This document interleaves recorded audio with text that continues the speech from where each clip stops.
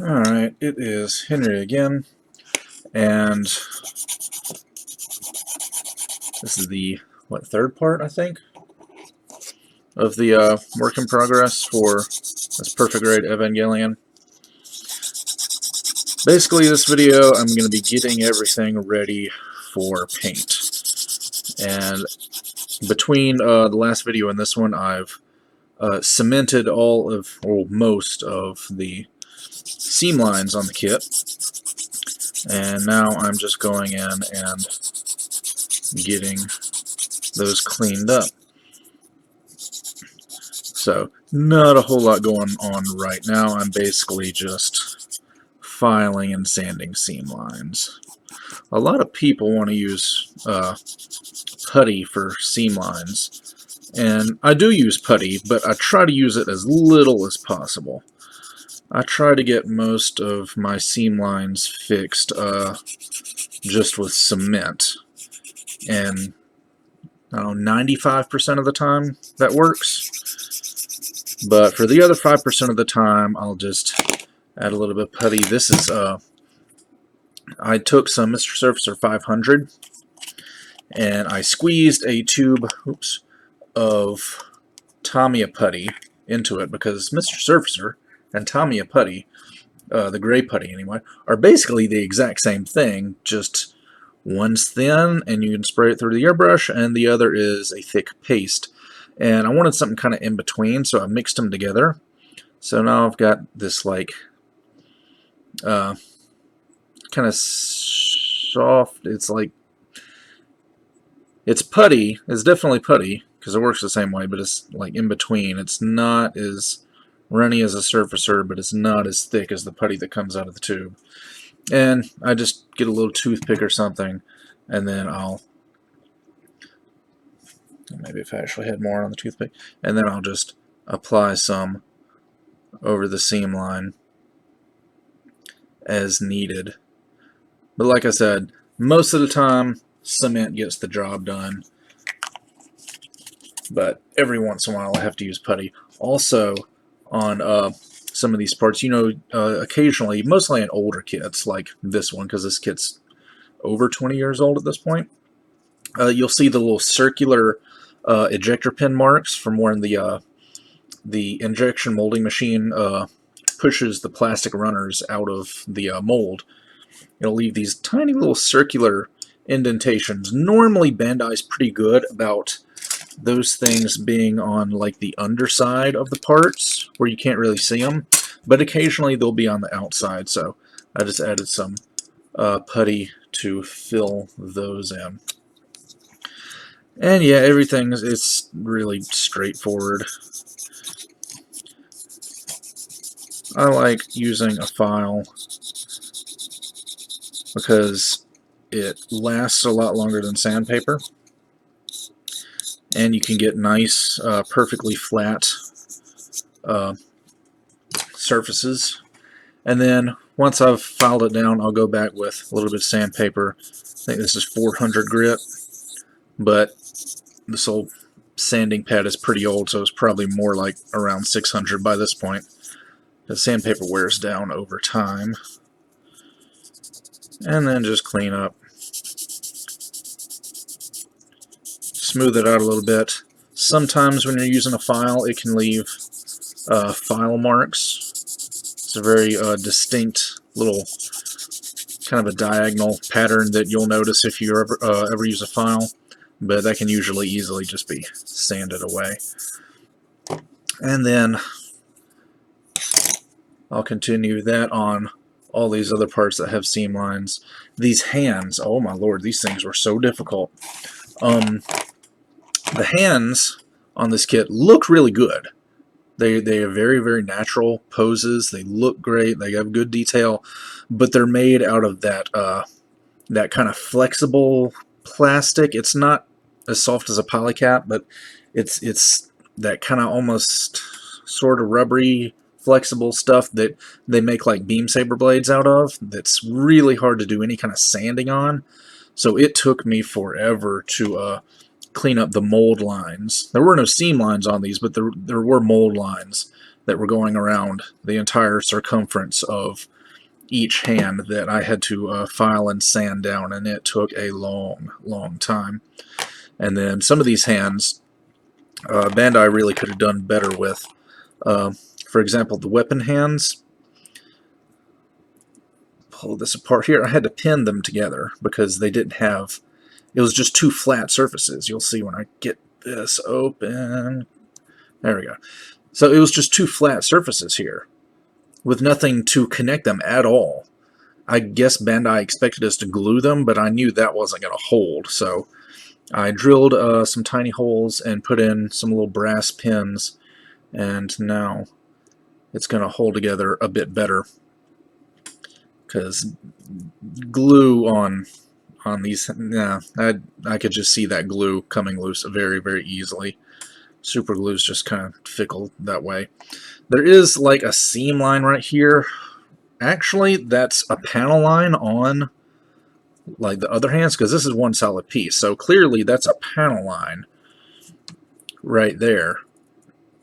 And they put the seam for the fingers right where that panel line is, but I don't know, I may have to make my pins a little bit shorter because it's not closing up quite as much as I would like. But another issue were the fists.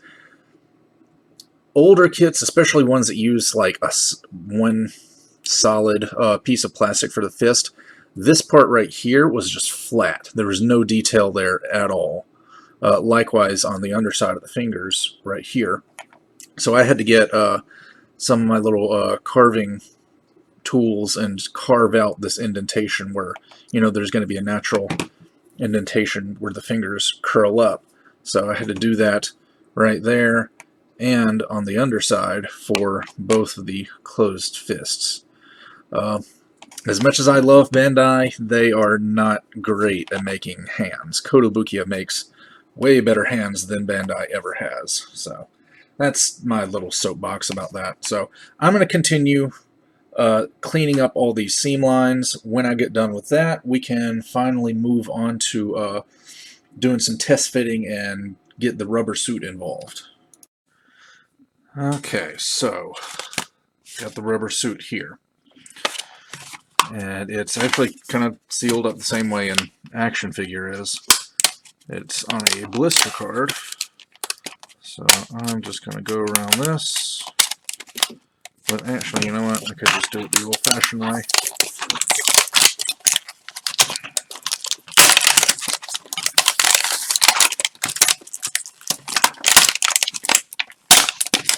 There we go.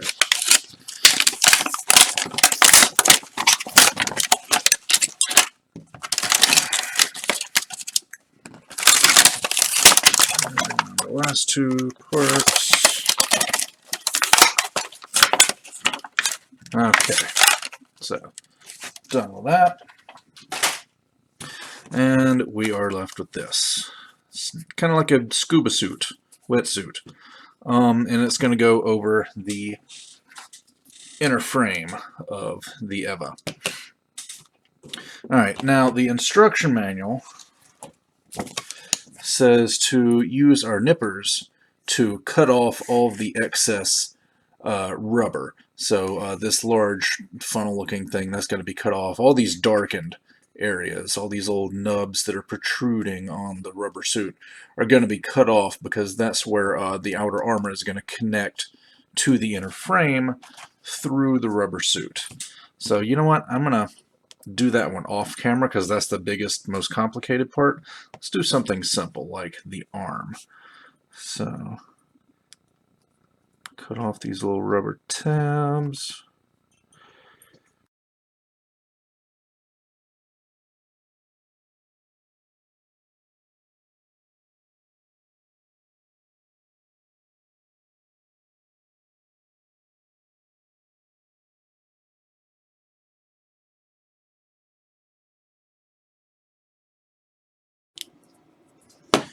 Alright, so there we go.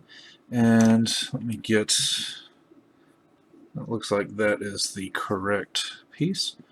So it's going to slide down in here.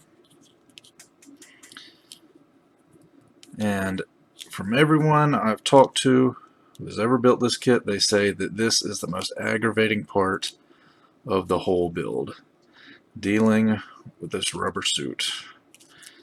And I can see that. I can definitely see how it could be very frustrating, because it's sliding on, but it's definitely making me work for it. Now, fun fact, on the old 1-to-1, or not 1-to-100 scale, the old LM high grade Evangelion kits, Bandai used their system injection technology to actually have the inner frame joints already molded inside a rubber exterior for the elbow joints. And it definitely looks realistic, because I mean, you get a bendable elbow without a visible joint, but it's not the best joint in the world.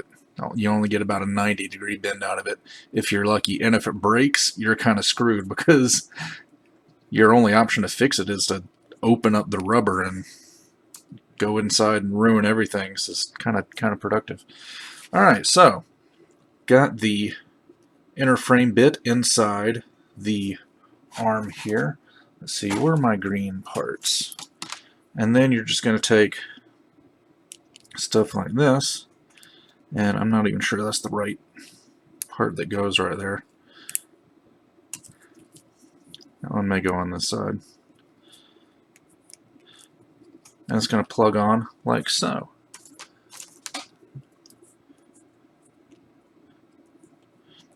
Something similar like that. And then, like these parts, I've actually cemented this because I'm going to cut those pegs off. So later on, this will just sort of slide on like so. And then it'll slide onto the purple part like that. And then you've got your hand parts that'll connect into the joint there. So that's basically the premise of the rubber suit. I'm not going to do the whole thing on camera because that would take forever. But I'm going to get this onto here and then come back and show you what it looks like. Okay, coming back, I have gotten the rubber suit on. A couple of tips that I learned while I was doing this. I know the instruction manual said to use your nippers to cut all the holes. I found that it was much easier just using my hobby knife. So just get a knife with a brand new sharp blade on it and just go around those holes like that, and it'll be much easier than using the nippers. Also, I would suggest having some way to heat the rubber up, either a heat gun or some hot water or something. I actually used hot water, made that rubber a little bit softer and more flexible, and made it able to get on the inner frame a bit easier. The arms weren't too bad. The arms and the feet were pretty easy. This sleeve that goes over the knee joint was probably the most difficult part, namely because of this little thingy here that the knee armor connects to. Because it pokes out like that, it was really tough to get that slid on there. So I think that was the most difficult. Also, the torso was a little challenging. Getting the lower section of the torso in wasn't too bad. I put in the one shoulder joint and the neck. That wasn't too bad, but pulling the rest of the rubber sleeve over the second shoulder joint, that was really difficult. And I actually did a little trick here. I cut a little bit of the rubber right there, and it gave it just enough slack where I could pull it up over there.